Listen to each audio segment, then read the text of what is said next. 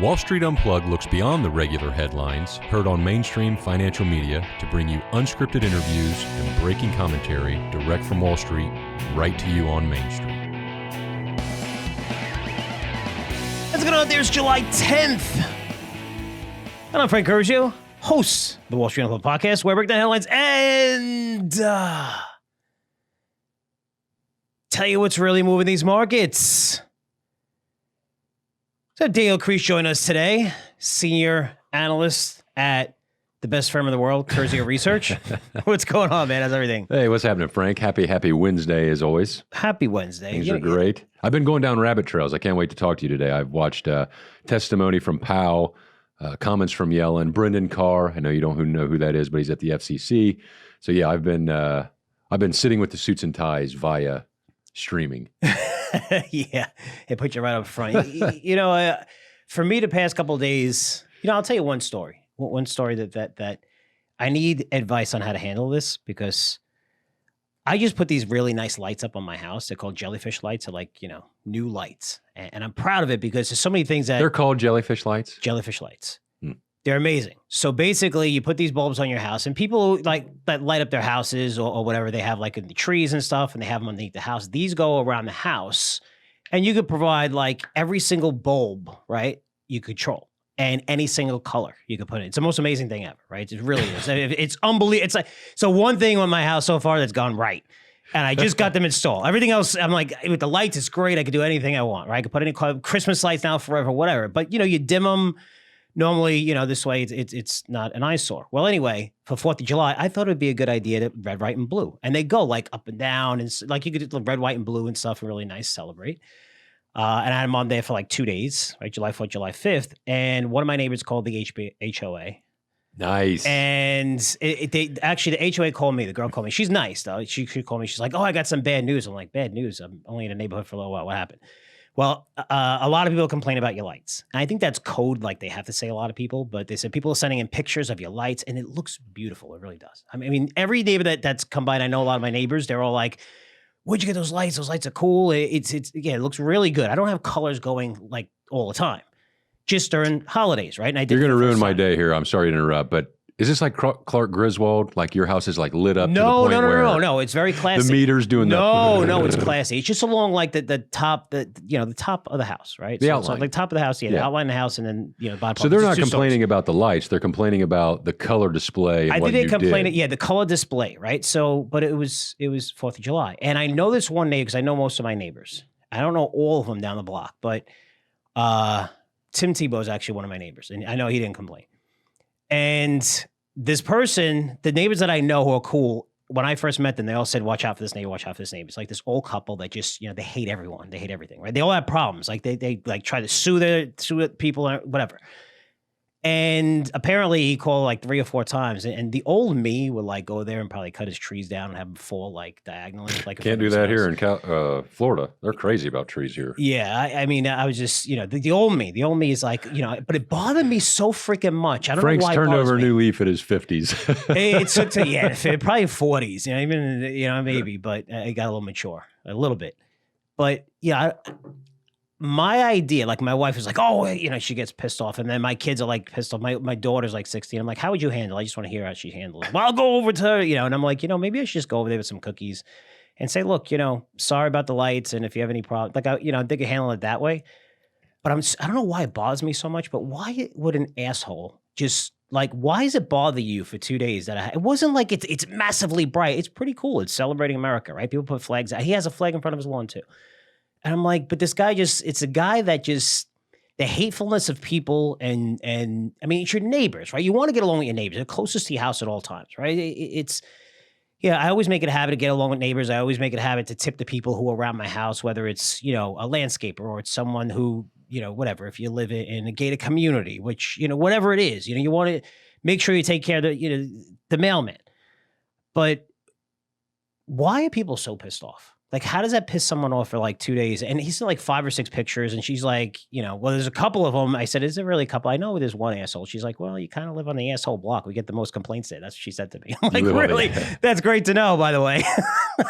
Like, but you got nothing better to do. It's not like I have lights shining in your window all the time, but I don't know. I don't know what to do. I need advice on that. So give me advice, CurzioResearch.com. Well, I handle it like... I didn't know you lived in a communist neighborhood, Frank. You built a beautiful house in a gated community, of which the golf course isn't even open, so I can't even mooch off of you and take full advantage of that. Yeah, so we're doing a golf course. I'm not very happy with them either. No, but I'm just pissed. I'm like, come on. It's, I don't know, the whole privilege thing and stuff. But why does that piss you off? Just be happy. Or even better, this is what New Yorkers do. But what if they don't like America? What if they don't like celebrating it? There's a lot of people here like that. He had a flag. He had a flag in his front yard. So, but you know what? Knock on my door and say, hey, you know what? Those lights are a little bright right now. Whatever it is, whatever bothers you, I'd be like, okay, sorry.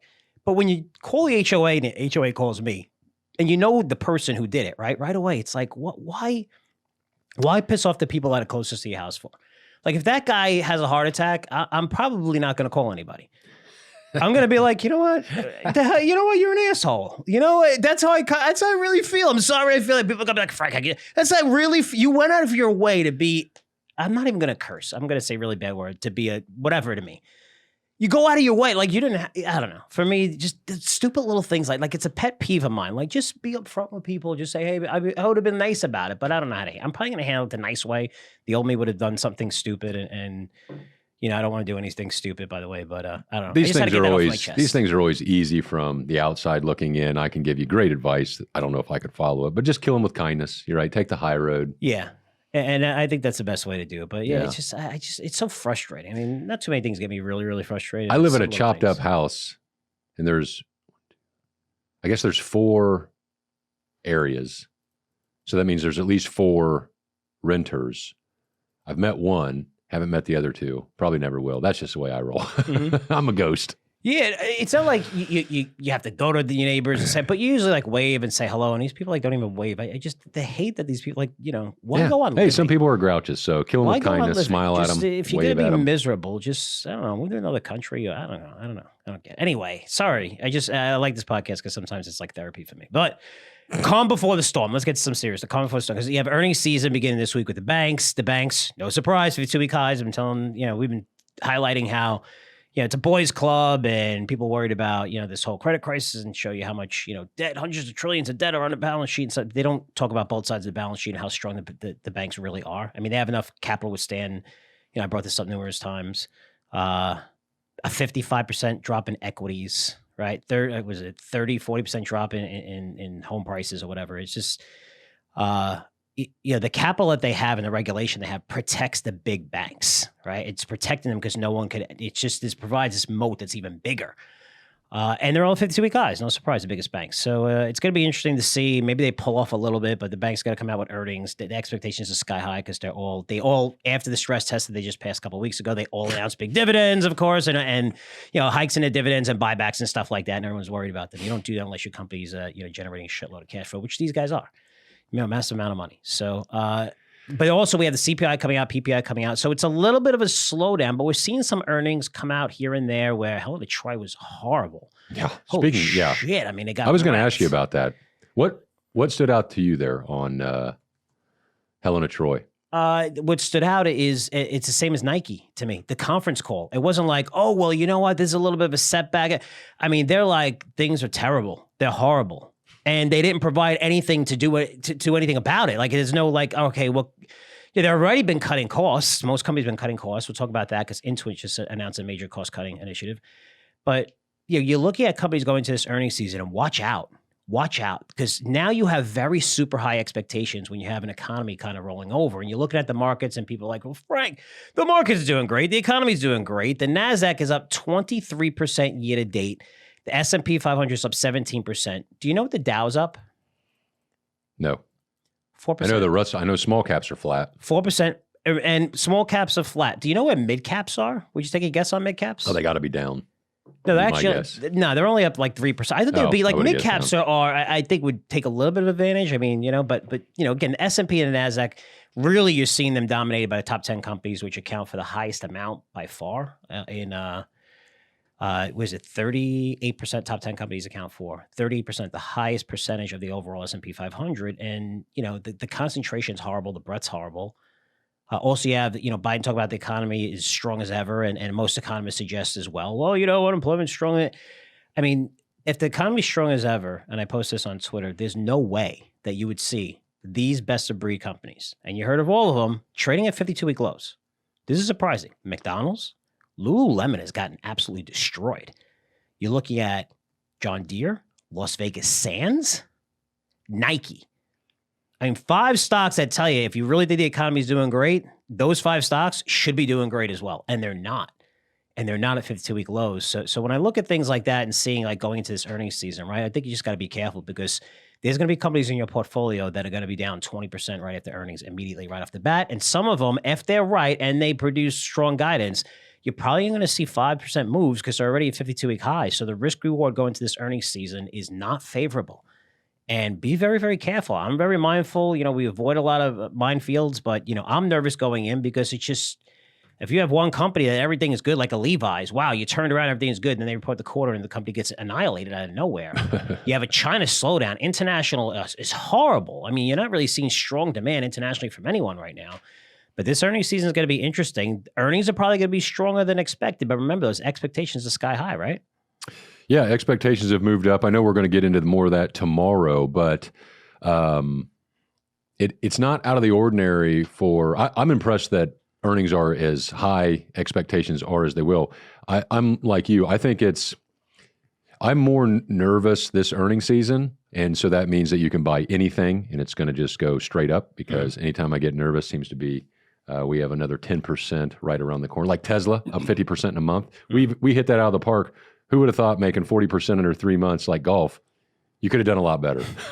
It's funny. I talk about, when you look at Tesla too, it's just, it's kind of amazing when I see what's going on with that stock. And we took advantage of it because it was just, this, you're looking at sentiment was so terrible on it, right? It was just so terrible on it. And we recommended it and we were like 40%. And this is like 2 months ago, right? When they reported earnings around maybe 2 months, a little bit over that. But they reported earnings and when I look at that stock and see how that stock is still going higher, and that's why we sold it and we sold it last week in Dollar Stock Club. It was a good win for us. Couple months, but you're looking at a stock that's seeing margins decline, getting crushed actually. You're looking at declines in units, decline in sales, right? They're like, oh, they beat expectations. They're down 5% year over year. They're supposed to be down 6%. They're only down 5%. You don't see that kind of company moving the way it's moving in this type of market, right? You really don't. I mean, you see NVIDIA moving because they're putting up the earnings. You see Microsoft moving, they're putting up the earnings. You see Meta moving, they're putting up the earnings. Netflix is putting up the earnings, they're putting up the numbers, they're growing. This is a company that's not growing. They're not growing. They're shrinking. Right, you see margins, they're getting crushed. They're lowering prices right now, and the stock is, I thought it should have been up 25%. We got 40% out of it, but to see it's probably up another 7-8% after that, man, the expectation's high. And what happened? Bill Gross came out and said, Tesla's a new meme stock. Did you see that? I did see that headline, yeah. I didn't know it was Bill Gross. I saw the headline about it being meme stock. Yeah. And shows you how far behind the times he is. It's the original and ultimate meme stock. What a knucklehead. Yeah, so he says fundamentals. Elon Musk has been meme before GameStop was even a thing. I mean, people love that guy. Yeah. And he says fundamentals are deteriorating. And stock keeps going high, which again, we agree with. And that's why we took profits on after 40% gain in 2 months. But then he goes and compares Tesla to Chewy and GameStop. Tesla comparing to Chewy and GameStop. Okay. To me, listening to Bill Gross, and by the way, if you don't know Bill Gross, you're just in the markets for the last 5-7 years. This guy's a god, a legend, bond market. I mean, someone that he was the bond king until Gunlap, right? Yeah, pretty much. I mean, he was amazing. He was amazing. I think he went a little crazy at one point. A little crazy. The guy blares Gilligan's Island music over I'm his being thing. nice. Well, I don't want to throw the guy under the bus. He's being a child. I'm a child a lot too. You can make fun of me, but he's a child. He's a big rich child. I'm not arguing with baby. you. I just don't like to throw people under the bus. You're just talking about your prick neighbor. What are you talking about? Yeah, kill him with kindness. I'm going to throw him under the bus. I'm not even going to kill him with kindness. Don't get anyway, Bill Gross, big, rich, smart guy. He's just a baby like everybody else. He's childish. No, it's not like throwing people under the bus that deserve it, but he was like a god, right? Mm-hmm. And one of the biggest names. Built an empire, yeah. But he is a bond specialist, right? He knows very little about equities. Very, very good. So listen to Gross talk about Tesla is like listening to Michael Jordan talk about ping pong. you know, and when he's saying this stuff and I'm looking at him, I'm going like, yeah, it's just funny when, you know, yeah, you're right. You know, I agree with the fundamentals, but comparing it to GameStop and Chewy is just a joke, Tesla, right? It's amazing. But, and also the note of the day. Okay, we break it down some of the news stories that we've seen. Again, it's going to get really crazy over the next couple of weeks, right? And Daniel and I are going to really cover earnings tomorrow on the Wall Street Unplugged Premium and certain things you have to look for. It's going to be a lot of fun. Recommending a great new name, by the way. But Goldman came out, note of today. I should say the meaningless note of today. Oh. So they came out with Tesla and they raised their target. Guess what percentage they raised their target? The way you're asking me that, something silly like 5%. 40%. 40? They raised it 40%. Look at the vampire squid. 40% to 243, but maintain their neutral rating. I can't make this stuff up. So imagine we tell our subscribers that, you know, we're covering this stock and, you know, we're getting paid by this stock to cover it, right? And we provide investment fees for them as well. But don't you dare buy it. Don't buy it as a neutral rating. And then it goes up 40%. We tell them, yep, we're good. Listen, it's worth that, right? We're going to raise our target on it, but still don't buy it. Yeah. The value of that note to your client is like, it's almost like you're robbing them. And then before you go and they're on the floor and they gave you everything, you come back and kick them in the face for no reason. It's like, you know, when I see notes like this, I just laugh at the sell side. It's like, you know, across their chain, like a Goldman Sachs and Morgan Stanley, like they're brilliant because they make money across every part of their stage. It's like, okay, here's the roadshow for a company. We're going to take a percentage of your company. We'll get shares, right? We're going to raise money. We're going to get a percentage, whatever's that, 3, 5, 7%. If it's a small company, might even get 10%. Then we're like, okay, we're going to cover you on the research end. And in their notes, they all say this is conflict of interest, right? They disclose it in our industry. As long as you disclose it, you're fine, right? I'm going to rob you. I disclosed it. You're fine, right? I told you I was going to rob you. All right. So, and then all the way through the whole entire process, right? They make money on every single step of the way. And now, for Tesla, it's funny because they have a they rating on it, right? They get making investment fees off of it, and then they raise a target by 40%. You know, I don't know. I just think it's kind of funny, the Wall Street game. But however, some of these guys provide amazing research, especially initiations, and they get access to the company and CEO, and they provide like 50-page initiation reports. Like sell side research is very valuable, but when it comes to that target price, it's absolutely fucking useless. Like, don't even bother. Don't even bother. Because, I mean, you could change, seriously, the discounted cash flow models, you change like a few numbers around and you're going to get a target that's 20% or 15. It's so, even when you listen to the conference calls, like the questions that these guys ask, you know, it's all about their model. It's not about really the company, their model. The depreciation rate, like, you know, who cares? You know, who cares? It's just, you know, but the target price that they come up with is just, it's amazing. It's just like, it has nothing to do with anything. And it's kind of funny. That's why you look at NVIDIA. They keep raising the target every quarter. There's not one guy that said, okay, when it was whatever, you know, what was it trade now? You know, after the split, was it 130-ish, give or take? Whatever, right? I mean, it's not like when it was at 60, people like it's going to 130, right? It's like it's going to 80. It goes to 80. It's going to 95. It goes to 95. It's going to 105. Like 132.87. You know, it's not proactive. They're just reacting to it, which is kind of funny. But yeah, Tesla's an interesting story, right? Yeah, I got a couple of useless things as well if we're going to go on that topic. Yeah. Number one. Things. Yeah. The Helen of Troy, quickly on this, because there's some outliers that not everybody reports during the same window of earnings. So there's some outliers now, but really officially banks are kicking it off on Friday. But the Helen of Troy, the thing that caught me, I don't know much about this company and I haven't followed it completely. I mean, it comes up across some screens, but Frank, if you could pull up a chart of that, because that has been in a severe downtrend. Like you said, they're already cutting cost, and you and I are big on buybacks, right? Mm-hmm. I mean, when done correctly, you buy back shares, you shrink the number of shares. That means earnings by default grow. Each piece of the pie gets bigger. But you don't want to do it, and you've talked about this in the past that I think is very well said on Nike. Just because companies are buying back stock doesn't mean it's good in and of itself. You want to have a strong balance sheet. You want to have management buying back at good prices and such. If you have the chart of Helen of Troy up, what I noticed, and I saw some great research on X, formerly known as Twitter. And so I was searching through different buybacks, Frank. So they missed the quarter. I mean, earnings per share, guided. I mean, everything was pretty bad. That's why the stock really sold off. Mm-hmm. According to Capital IQ, which is a service we use, they have about, I'm rounding up, 17, let's round up to 20 million in cash. Mm-hmm. Okay. Quite a bit of debt, 20 million in cash.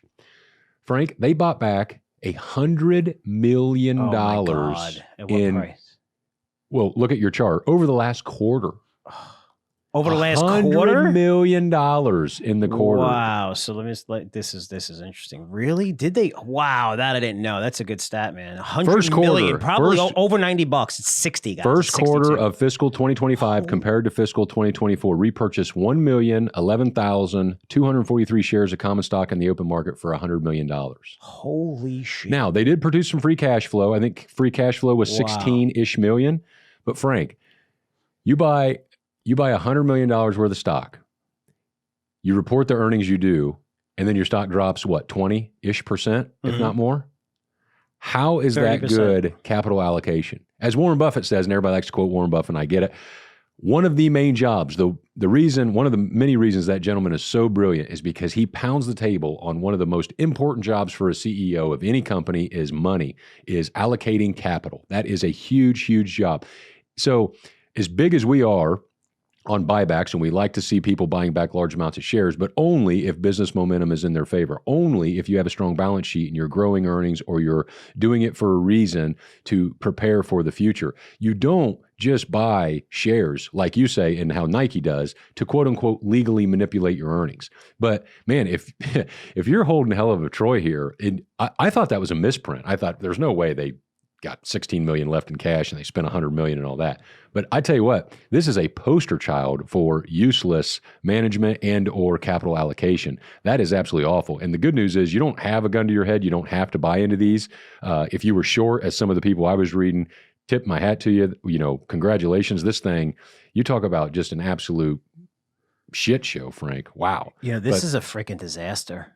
But I didn't really analyze it again, too much, when you see big buybacks, don't just, and I'm guilty of that too. When I run certain screens, you get excited and then you start digging into some companies like this and you think, man, this isn't a good idea. When your management team has a terrible track record of buying high, that is not what you want to do. You want companies that are buying 100 million in the quarter and it pops or whatever. And you don't have to time it every time. Listen, these are, they're not buying back shares for the next quarter per se. This is a capital plan or a longer term plan you'd like to think, but it is not a cheap shot to look at this company and see how they are misallocating capital in such a significant way for shareholders. So if you're holding on to this thing, I hope, cheers to you. I hope you have a cocktail to numb your pain, but that stood out to me, Frank, and buybacks are something we discuss quite a bit. So and that's a good point too, right? And same with Levi's. Like you see this turnaround, and the company's getting nailed, and all of a sudden it gets momentum for 2 quarters, and you're like, okay, here it is. And even for traders usually, okay, hey, here's the breakout, and they're getting wrecked. Well, Helen Troy, it's amazing because this is a consumer brand product. There's more going on, like in terms of the economy, that you have to focus on here, because this is like Vicks, Oxo. They have a lot of consumer products. 40% of their revenue comes from Amazon, Walmart, Target, right? So selling to third-party retailers. And what are these third-party retailers doing? I mean, think of the supermarkets, right? They're pushing you to other brands that are cheaper. Maybe they're brands that they create or whatever, especially when it comes to, the Publix or some of these stores. But even the Amazon, Walmart, Target, they're trading down. That maybe they're not buying like, Vicks, they're buying, alternative, right? Something that's cheaper. One of their biggest segments is health and beauty, wellness, and that's getting crushed. It's getting destroyed. Sales fell by 12%. Their guidance was horrible. Their guidance was, what was it? It was expecting earnings of $7 to $7.50 for 2025. It was supposed to be like $9. I mean, and not only the buyback, but what's crazy is when you're looking at this company and you're seeing it, not only is the buyback, what I like to look at is this restructuring, because when the restructuring takes place and you cut costs and then you see demand come back, now you're very lean, demand comes back and earnings absolutely surge, right? It's, and so many analysts I feel are too conservative in their estimates, right? Because once you're finishing with that and once you get that going, that cost cutting program, and then you're focusing on your main divisions, that growth comes back, earnings soar for these companies. But I'm going to tell you something. I mean, this is a company that had a massive restructuring plan in place. They actually named it. Whenever they name it, it's a big deal. It's called Project Pegasus, right? We're doing Project Pegasus. We're going to cut costs. So annualized profit improvements, 75 to 85 million by the end of 2027, with 35% savings to be achieved in 2025. They were in the middle of this. And buying back stock. And that's where you see a 30% decline, because now everyone's caught off sides. Because even the people, you're not going to short the stock because they have a massive buyback. They're restructuring tremendously. You've seen this company get hit a little bit, but it's still, I think it was 120, went to 100. a little bit. Like, then it fell to like 90. You're like, okay, I think I'm okay. It's not that. But when you have these in place and you have a CEO that's saying, hey, we're buying stock and we have this Project Pegasus and everything, and you give this outlook that's great, and this is what analysts hate. And that's where you see the 30-40% moves in a stock in a day, where everyone's leaning to one side and they're like, holy shit, we got to get the F out. And that's what happened here with Helen Troy. But just be cautious on buybacks. It's not just a complete positive. So that's a good lesson. But even bigger here is guys, the economy, right? I mean, I just told you about the names of how bad some of these stocks are doing. Even great names like Nike, Las Vegas Sands, McDonald's, Lululemon's, John Deere, 52-week lows when the market's highs. But I don't know if you've seen what credit card debt is right now. 1.2 trillion. Right, 2 months ago it was 1.1 trillion. So going up, basically 100 billion every like 2 months. But what's the delinquency? Because like you said, everybody, if you're paying it, it doesn't matter. It doesn't matter. So now, why is it going up so high? First of all, it's because the rates are at 22+%. Okay, that's the average percentage rate. That's what, 250 billion, 260 billion just in interest payments for consumers without them even lowering their debt. They're just making their payments. But 10% are now delinquent right now, and 1 in 5 have maxed out their credit cards. You also have rising auto delinquencies, right? Job markets, layoffs revised lower, sometimes much lower, for 5 straight months. This housing is rolling over. I mean, how does the Fed not start lowering rates, start cutting? I think we're going to see at least 2, probably 3 this year now. But you're starting to see a lot of stuff roll over, and it's being masked by, the unemployment rate is still, 4.1%. It's not that bad. Or housing prices are staying up a little bit. And this is all based on surveys when they do housing. They ask like 1,000 people.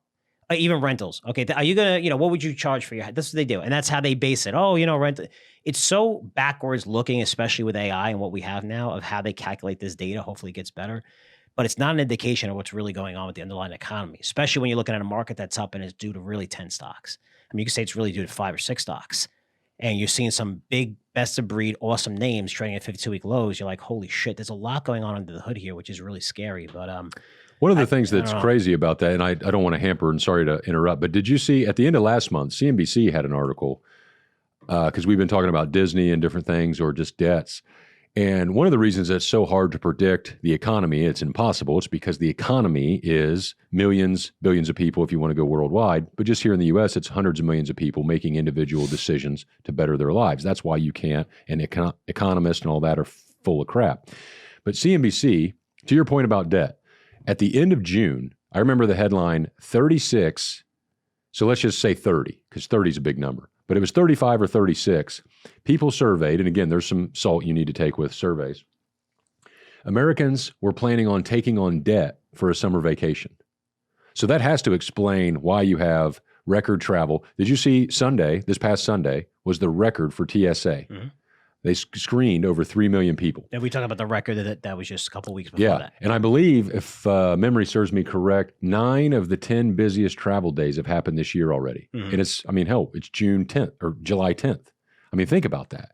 So you do see that pent-up demand. I think money is emotional. I don't think that. I know that. One of the reasons to point to that is, to your point, with credit card rates, 20+%, I mean, it's very easy to say, just like your neighbor, you're an idiot for going into debt to take on a family vacation. Now, I'm not saying right or wrong, but the other side to that is, hey, you know what? You only live once. I got family. I want to experience this. And this value that I get from experiencing this and spending time with them is worth a little bit of credit card debt or whatever. So I'm not saying you're Frank's neighbor if you do this. Mm-hmm. I'm simply saying, that shocked me. That 35% of the people willing to go into debt for a vacation, that did surprise me. And that just tells you that water can be pushed uphill. So, and I know you're not saying this, Frank, I'm not putting this on you, but just because you see headlines about high interest debt or whatever, doesn't mean that this party is going to stop. The music can keep on playing. The concentration is going to continue to get more and more narrow,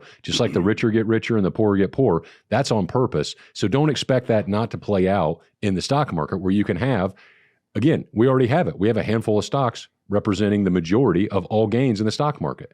And that's okay, because most people are in ETFs or mutual funds and you buy the market. And hey, it can be crazy, but you're up 15 to 20%, depending on if you're in the S&P or NASDAQ just this year.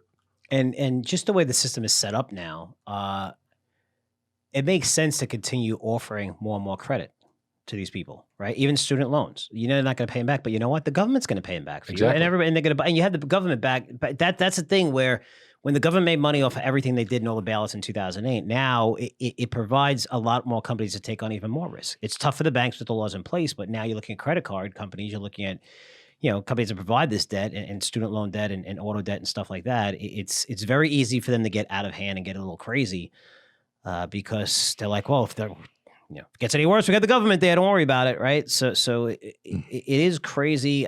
I'm not surprised. I know you're surprised. I know it's very easy to take out debt and money that you don't see, you don't care. And you just, and not only that, it's the conditioning of people.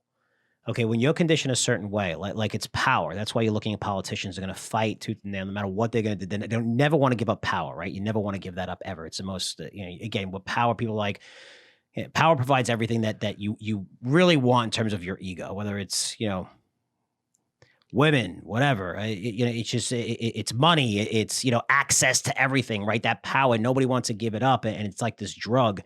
When you have a market from 2020 and COVID, and you hand the money directly to people, and then you open up the economy, you're still handing money to people. PPP loans, everything. We're bailing you out. We're going to pay student loans. Now you give money away free. These people, the spending that took place is why the supply chain was out of whack, right? We've never seen this much demand ever, right? We doubled the demand in in a couple of months. Right, in like a 6-month period, because we open everything up and then we provided trillions of dollars, because we didn't know when we were going to open up, but we kept spending, right? So now you have these people buying, who don't deserve to have Mercedes, that don't deserve to have, spending, $600,000-$700,000 houses when maybe the salary is like $80,000, are in debt. But once you have that and you're conditioned and you're spending that much money, and now you're like, holy shit, it's hard to get off of that. It really is. And I've seen that with people. I've seen it with family members. I've seen it when they spend money. It's addicting, right? You keep wanting spending. It's so hard to get out of that hole because, you want to provide for the lifestyle that you had recently. It's so hard. Imagine having a great lifestyle and everything and buying whatever you want. And then all of a sudden you have to cut back tremendously, and you have kids and you got to take them out of a private school or something. It's not easy to do. No. So I'm not surprised at that. But what is surprising me is on a political front, which we need to talk about. And I love talking about this stuff, even though we get the most emails. But with Biden after the debate, we all know that the debate was a disaster. But afterwards, he did some interviews to basically leave concerns, and those interviews didn't go well, right? I think one of them was Stephanopoulos' interview. There was another one. And to me, when I looked at those interviews, it didn't persuade 1% of the people that saw that. Not even 1% were like, oh, I'm okay. It was just a bad day. Okay, you don't have a bad day when you can't speak. You have a bad day when you maybe you're off topic, or, you just got in a debate. You got the shit kicked out of you. It's fine. It's like a basketball game. You're a great team, and a crappy team could beat you on any given day. I had a bad day. This isn't a bad day when you can't speak and have your thoughts, when you're the most powerful person in the world leading the free nation. So when you went on these interviews, it was very important to say, okay, listen, it's not as bad as you seem. And, now that we're seeing that, it's interesting to see the transition of what's coming on, of how, is Biden going to get replaced? Is he not going to get replaced? If he gets replaced, you could only do it with Kamala Harris. Otherwise, you're going to have to give back $1 billion in funding. He already has a delegate, so it's up to him. It's really 100% up to him. It's either he steps down or he doesn't, right? If he doesn't choose to, then you can't get him out of there because he has a delegate. So, the chance for Newsom or outside or Whitmer or I don't see, but it's interesting the back and forth, because you have the Democratic Party that's really going crazy right now. It's like, half of them are coming out publicly. Even Stephanopoulos came out and said, look, it's I don't think Biden could serve for another 4 years. He actually said that. And what did ABC do? ABC immediately came out with a statement that said, that this is not our position of the network. Right? It's why I love being fucking independent, because we say what we want to say. It's not like we work for a company that everyone has to follow. Like, I don't tell Daniel, you can't say this, you can't say that. You say what you say, right? We're independent. We want people to be independent here. And say your true feelings and not be bogged down by politics. But it's just so funny. But this is Stephanopoulos, right? And it's crazy when you think about it, but it's something that's going to affect investments. And, they're pricing in, and even you see some of the markets, for a Trump presidency, they're moving in that direction. That's going to happen. But what are your thoughts? I listened to the Stephanopoulos interview, and then President Biden also called into Morning Joe. And that was about an 18-minute interview. He called in, though, so they just put a picture up and he was talking. The Stephanopoulos interview, I thought George was a lot more stern and hard-hitting than I expected to be. And everybody's biased. You got right, left, and independent, and even socialist and all that kind of stuff now. But I was impressed on how George Stephanopoulos kept hitting Biden on, are you able, all the stuff that you're bragging about, but that takes a lot out of you. Are you able from here, this point forward, the next 4 years? And the funniest thing to me that stood out was, I don't know if, Frank, are you a superhero movie fan? Do you like Christian Bale? Yep. And not Batman. Christian Bale. Is it Christian Bale? And Batman, yeah. Yeah, Batman. Mm-hmm. So the Batman, where I'm a Batman fan, don't get me wrong, but one of the Batmans, he gets this deep, angry voice, and you can almost not understand Batman. Mm-hmm. And it drove me nuts. Mm-hmm. And there's a big line like, where is he? Or, when they do that. Biden, during the George interview, he sits up in his chair one time and does the best Batman voice impression I've ever heard. He gets up, his tone completely changes. I'm going to try to find the clip and post it on Twitter. X. He gets up in his chair and he gets this growling voice about watch me, and he's going to do all this kind of stuff. And it just cracked me up. That stood out to me. But what I'm with you. I don't think he changed any minds. And honestly, what's crazy to me is that, listen, I have an 86-year-old grandfather that I talk to at least once a week, okay? And I love the guy to death, and he's dealing with older age and memory and all this kind of stuff. And he told me, this is the kind of guy where I will call him at 11 o'clock on a Sunday, and by 12 or 12:30, an hour and a half later, he doesn't recall talking to me, okay? So that's the situation. And, it's just the way it is. We've been very blessed. He's doing well overall. I'm talking to him last weekend, Frank. He says, what the best thing about Biden is? Hell, I could be president. Oh, that's great. So that was pretty hilarious. Great. But I really do think that people are realizing the good thing about it. And listen, I'm not a fan of President Biden's policies, but what I think is really showing, what I think is impressive on a bigger macro scale here is that there is no way the average person can sit here and look and think that guy is calling and running all the shots, which means there's either a person or a group of people actually running the day-to-day operations. Mm-hmm. That's nothing new, but a lot of people deny that. If you use words like deep state or sub-level governments or, special interest groups calling the shots and all that, people kind of say, oh, you're a conspiracy theorist, blah, blah, blah. There is absolutely no way you can see the gentleman talking to anybody right now and think, yep, every decision that needs to be made is going through that guy. Mm-hmm. And honestly, as sad as I think that is, from a macro level, that is good because the more awake or aware of your individual voters, the better. And I still think that, personally, I think he's going to run. He's been very adamant. I don't think anybody gives up power willingly. I don't ever see that in history. So therefore, I'm a young, dumb, boring kid, Frank, and this time is not going to be any different. When I look at moderate Democrats and Republicans, so these are people that like each other, that talk to each other, that joke around about their politics and stuff. So they're not extremists like the far left and the far right. But I post this on Twitter. It's very hard, right? When I look at that, and when I look at moderate Democrats, how could you vote for a guy to run America that you would not trust to babysit your dogs? Right. And if it was reversed, and this is how I feel, I don't know if I'm alone. I don't know if I piss people up. I'm a Republican. I'm not shy saying it. I just believe in certain policies. I don't hate I hate the left actually. And some of that policy. Don't have hate in your heart. Which is a joke, but it's, I understand, moderate Democratic policies, and I understand more taxing of rich people and climate change and stuff. Fine. Right. There's always you never debate like the safety of your children before. And that's some of the debates right now.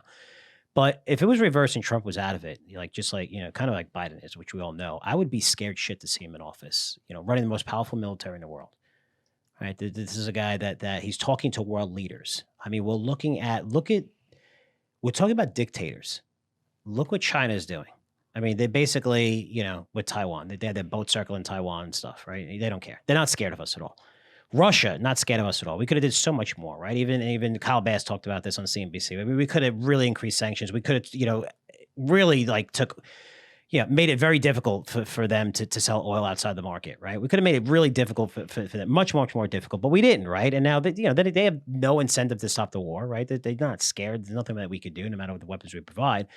It's just a half-assed strategy that keeps them doing what they're doing. You look at Iran. How did Iran become a powerful nation all of a sudden? Right now, they're supporting Hamas. So nobody fears us right now, which is very scary when you're dealing with dictators. And for me, if I saw Donald Trump like that, I'd be like, as bad as the policies are, and I disagree with, I think a lot, the policies are really crazy. And I know Donald Trump doesn't have the best fans, but I'd rather deal with someone who's an asshole, who pisses people off, who says stupid things, but who's ran the country for 4 years, and we were okay with no wars and my kids were safe.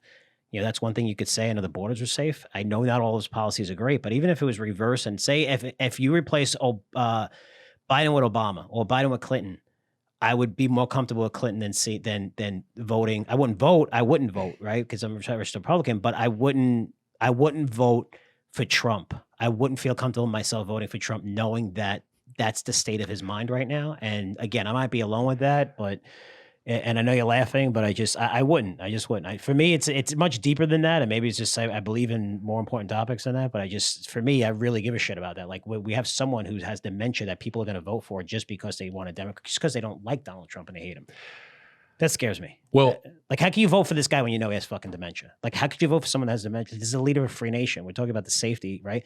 Again, if it was reversed, honestly, I would stay home. I wouldn't vote for Trump. If he was senile, like what I saw on that stage, I would be like, no freaking way. I was like, holy shit, this is crazy. How the hell could you vote for someone? I don't know. That's how I feel. I'm probably alone by myself with that. I read a poll that Michelle Obama would beat Trump in a heads-up election, and so would Hillary, which makes me think, Frank. And President Clinton would say, Frank, I appreciate that, man. I really thank you that you'd vote for me, but I'm retired. I'm doing my own thing. And, gotta go. Hillary's here. I know a lot of people would like old Slick Willie back in the office. No, it's just. But yeah, I think people were driven by hatred. But quickly on the markets here, I think that as bad as it sounds, Frank, and you could take a cheap shot at me, not you, or, well, you can, and anybody else at Daniel at Curzio Research, but chaos is good for markets. And unfortunately, and I've been beating this like crazy, but I don't know how. Frank, a guy asked me the other day if I think a correction in the market's coming, which means a correction like 20% or more. Mm-hmm. And I just told him, I said, I'm not smart enough to figure it out. And I've tried a little bit here. I don't think you're going to have a significant correction in markets when you have deficits in spending at the levels we do. I think it's almost mathematically impossible. I really do. And the chaos between the presidential election coming up and the running and the, what am I trying to say? What's coming up where they actually name the candidates, the primaries? No, the conventions. The conventions, I'm sorry. The conventions are coming up. So we're going to have this whirlwind, but gridlock is good for markets. Yeah. And spending is good for markets. Not right or wrong, but if you have $1 trillion deficits, which there's no way in hell Trump is going to slow spending at all. I just don't understand how the chaos and how silly it is with the presidents on both sides and their policies and their ranting and raving. I don't understand how that's not good for markets. That makes me a little nervous, but you cannot have record liquidity, money printing, and deficits and have lower asset prices in a significant way. It is damn near impossible. So enjoy the ride while it is, but that's not a sustainable market. That's kind of like a Helen of Troy game plan. Hey, right now we're going to do this, but at some point it's going to smack you in the face and you're going to be down significantly. But I just don't see how that happens anytime soon, which makes me a little hesitant. It depends what we talk about too. And I'll spend one more minute because I want to get into two more topics here. It depends what we're talking about here, because if we're talking about, tell that to people, to investors who owned Helen of Troy last week. Yeah, there's no way in hell the market's going to come down. The market's I'm talking the market, though. The markets are at all-time highs. They're going to continue grinding. The 10 stocks are going to grind higher. Yeah. That's what it is. It's 10 stocks. Because the rest, the Russell's is basically flattered down on the year, right? You look at mid-caps up 3% for the year. The Dow Jones is up 4% for the year. So, it's being masked by these companies that are just so big and generating massive profits and profit machines and cash flow. This isn't driven by hype. These are great companies that deserve $1 trillion valuations based on the growth. They run the world. You're seeing it with the economy. It hasn't happened where, are we going to be able to keep pace at the money that we're spending right now, which is crazy. But even if we cut back a little bit, but higher interest rates are really hurting the consumer right now. You're seeing it with individual companies. You're seeing Lululemon. You're seeing it with the Nikes. You're seeing it, people are trading down a certain brand. You're seeing it across so many companies, so many conference calls. That's why if I had to guess, you're going to say, well, 65% of earnings, 75% of like every fucking quarter, right? 75% of companies are going to beat earnings because earning estimates are down.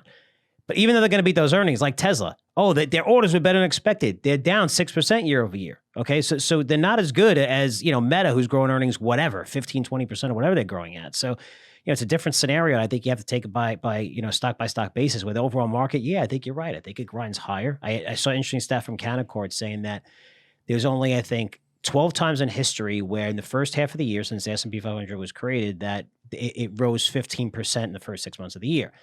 And 100% of the time for the second half of the year, it went up. Some went up 1.5%, 2%. Other times it went up like 5%. So I think on average, I think it was something like 7 or 8% it went up on average. But, and into the election year and stuff. So you're probably going to see this grind higher. You're going to get a little positively as the Fed's going to cut rates this year. I think it's a guarantee. But, next year, I'm worried. Next year, it's, what are the catalysts? But, we'll see. Well, I wanted to get to two more things really quick and cover them quickly, which is Bitcoin. Bitcoin has been down a lot. We produced our crypto intelligence newsletter, and I didn't have any recommendations in my crypto intelligence newsletter. And I think I was 2 weeks ago, maybe. And I said, look, no recommendations because, I think Bitcoin's going to get hammered here because we have two events. We have Mt. Gox selling, right, which is, they basically, have $9 billion in Bitcoin. And finally, they're going to be giving this back after 10 years to investors. So as soon as you give it back, it's like giving someone a will, right? If they get a will and they're young, they're going to sell whatever it is right away. So you see this selling. Then Germany, or, a state of Germany, is selling crypto. They compensated from a crypto company that was laundering money, $3 billion worth. And they sold about, I think 2/3 of that, all at the same time. So I said, look, just be patient here because we're probably going to see in the next 30, maybe 45 days, we're going to see Bitcoin come down hard. And Bitcoin, I think, was at 64, 65 at the time. But when I look at Bitcoin right now, what we're seeing, this is a forced liquidity event. And I know you got your comments on this, Daniel, but really quick, when you have forced liquidity events, it creates one of the greatest buying opportunities that you'll ever see. And here's why. We saw this during a credit crisis, right? All this selling where nearly 20% of the S&P 500 traded for under $10 a share, which is insane. I don't think you'll see a stock that trades under $10 a share in the S&P 500. Just massive annihilation. I mean, the average index, I think, was down like 35%, but many stocks were down 70% plus. And you were able to buy a lot of these. During COVID, right? Names fell 50, 70% from their highs, rightly so, right? It was just like, it was crazy. We closed the whole economy. If you bought some of these companies, hotels, especially like consumer-related stocks, and even discretionary stocks, they're up thousands of percent since then. And you have these rare circumstances where you have forced selling, where you're looking at it like you own a biotech company and a fund has a massive margin call because they have 5 positions and 3 of them blew up and they're forced to sell because of redemptions. You're going to see this forced selling. You'll see good names sometimes really get annihilated. And it provides like, I won't want to say once in a lifetime, but once in a decade opportunity. I think that's what we're seeing with Bitcoin right now. I think buying it right now, you're probably going to risk maybe a little bit. The massive demand you're going to see for Bitcoin going forward, Bitcoin is a new gold, okay? The massive demand you're going to see from institutional money come in, which you're starting to see.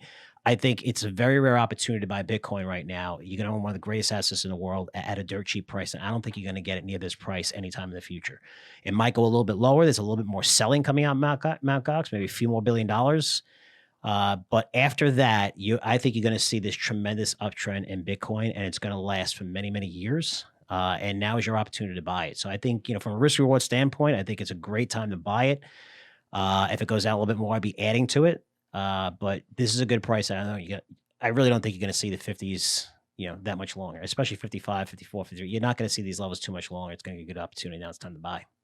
My big thing with Bitcoin is, and to your point, the selling pressure and all that kind of stuff, but how the market would react or how individuals would react. Of course, your diehards, they're not fazed by this at all, post-halving and such. But Frank, I just Googled crypto ETF inflows, okay? Just throw that in there.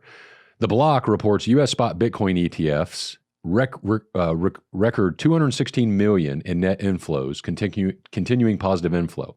That was from 9 hours ago. Cointelegraph says Bitcoin ETF investors buy the dip. Daily inflows hit 295 million. That was a whole day ago. CoinDesk, Bitcoin News, Crypto Slate, CNBC.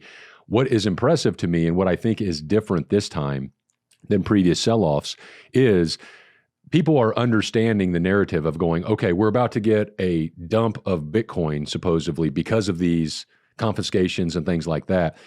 And yet you see money flowing into the ETFs, which typically is supposed to be your smart money, your boomer money. So if if boomers are behind that, they're not younger kids, and I'm not being funny here on an age, but if boomers and ETFs are behind that, what does that say about the mentality and mindset of buying when a asset, which is very volatile by nature and history, goes down about 20% over the last month?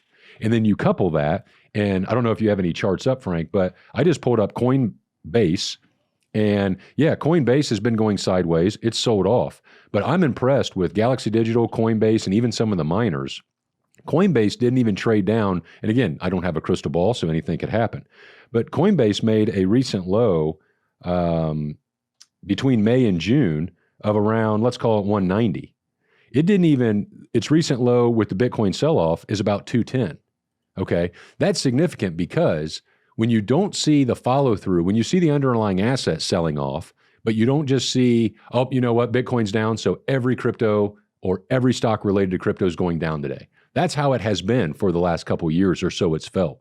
And so if you see this divergence where you can have the asset drop, but people are really stopping to think and not just react and think, okay, is it Mt. Gox and is it Germany and all this doing stuff?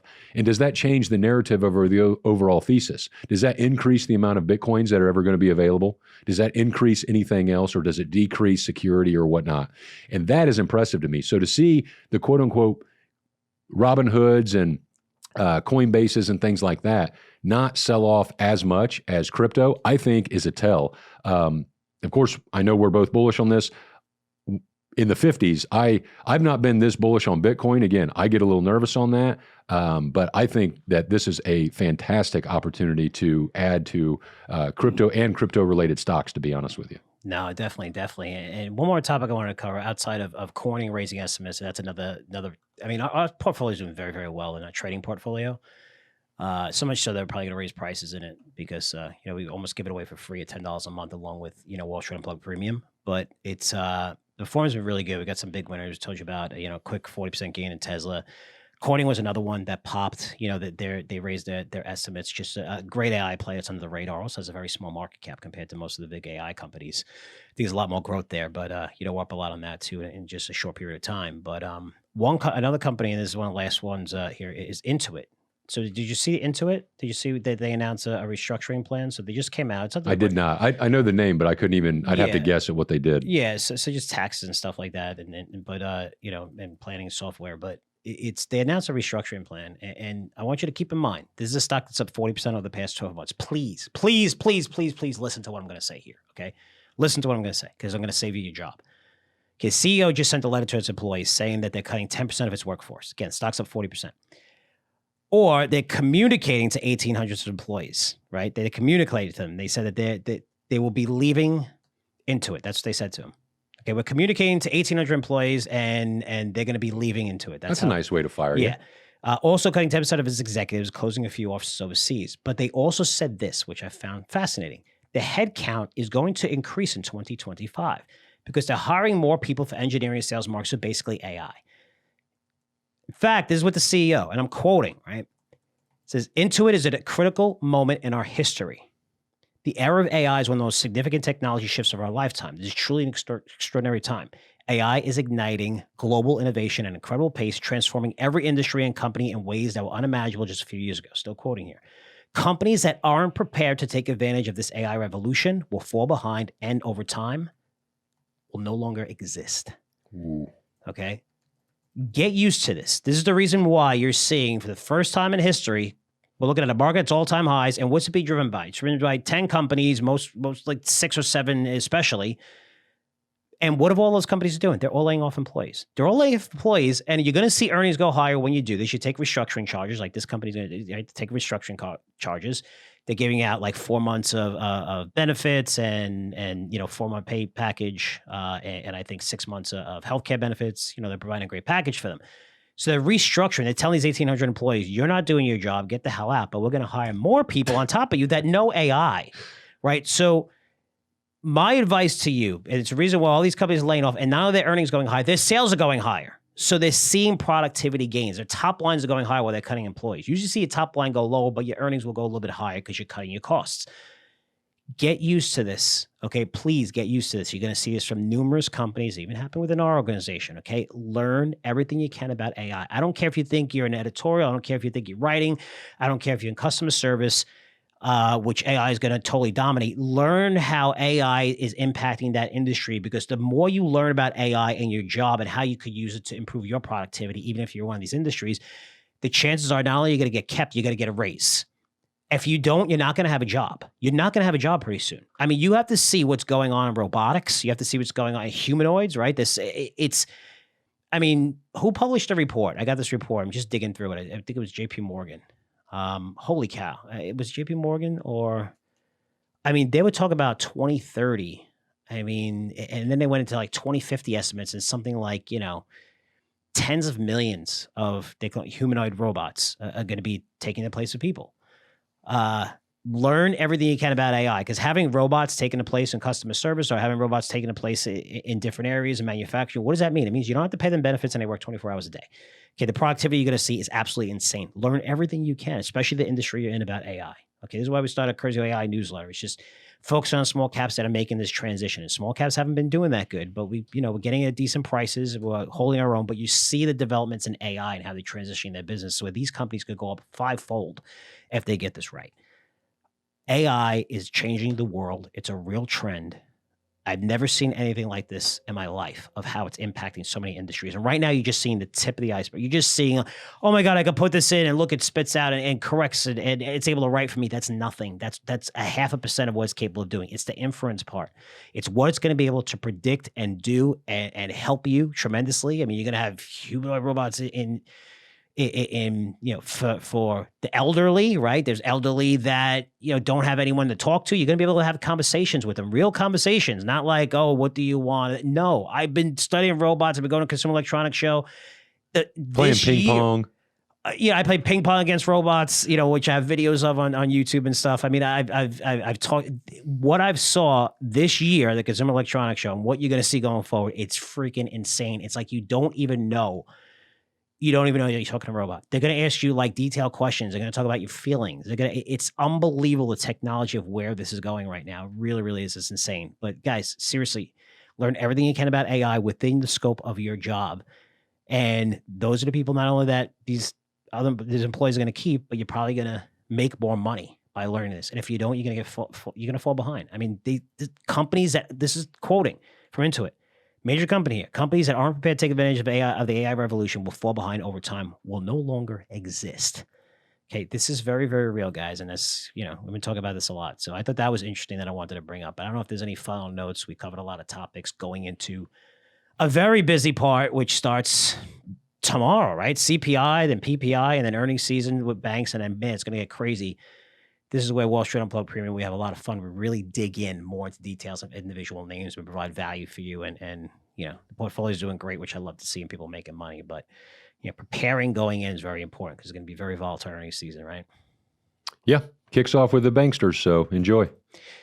So, guys, that's it for us. Hopefully you enjoyed the podcast. Questions, comments, feel free to email me at frankcurzioresearch.com. Daniel, your email?